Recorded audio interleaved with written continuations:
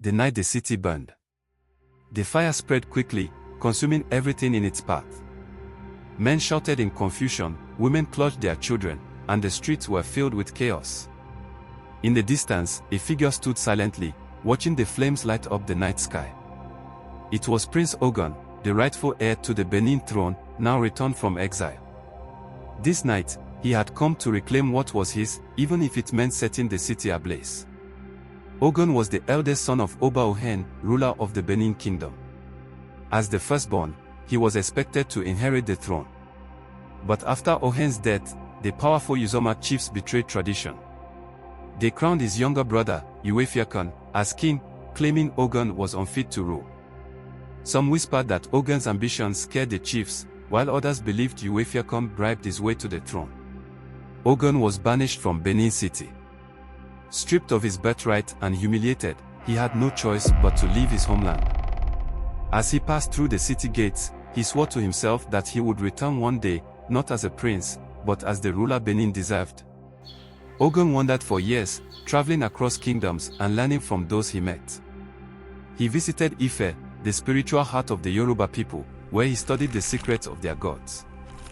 He spent time with herbalists and diviners, mastering the art of healing and the mysteries of the spiritual realm.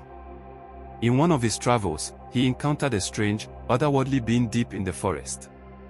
This spirit, impressed by Ogun's determination and resilience, granted him a magical bag called Agbovboko. The bag was extraordinary. No matter what Ogun placed inside, it never filled up, and he could retrieve anything he desired from it. With Agbovboko, Ogun began to gather resources and allies for his eventual return to Benin. One day, while traveling through a dense forest, Ogun heard a low growl. He found a lion lying on its side, a large thorn embedded in its paw. Though afraid, Ogun approached carefully. He pulled the thorn out, and the lion roared in relief. Before leaving, the lion gave Ogun a gift, a small talisman. This talisman, the lion said, has the power to bend fate. Use it wisely. Ogun thanked the lion and tucked the talisman away, sensing it would be vital in the challenges ahead. During his travels, Ogun rested under a massive Uloko tree. As he drifted to sleep, he had a vivid dream. In the dream, the tree spoke to him in a deep, commanding voice. Return to Benin, Ogun. Your destiny awaits. The kingdom suffers under Ewuare's rule. The time has come to reclaim your throne. Ogun woke with a renewed sense of purpose.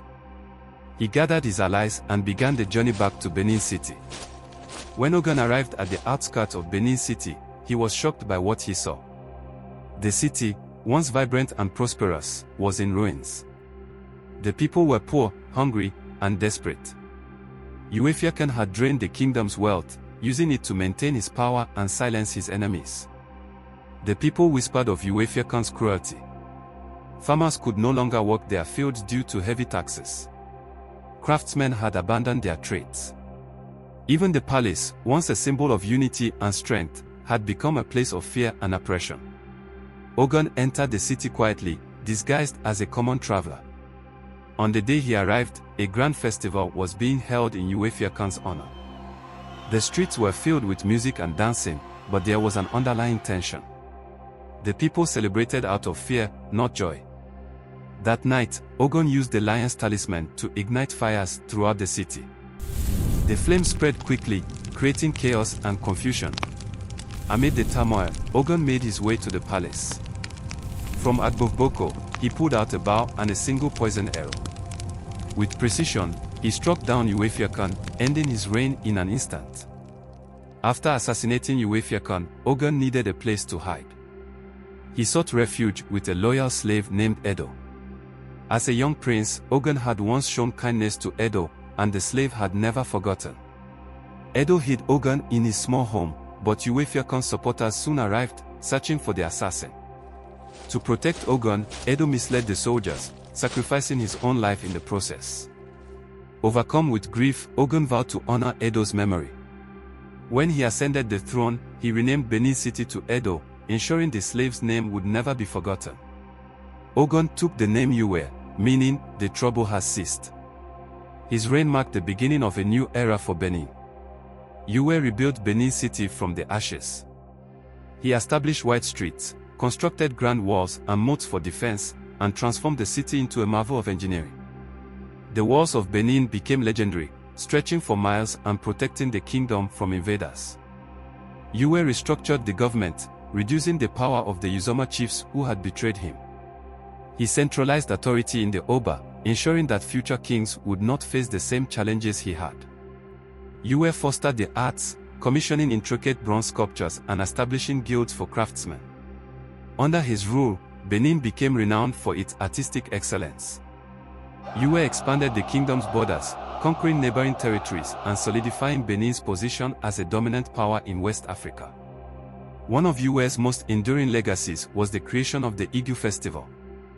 This annual celebration honored the gods and sought blessings for the kingdom's prosperity.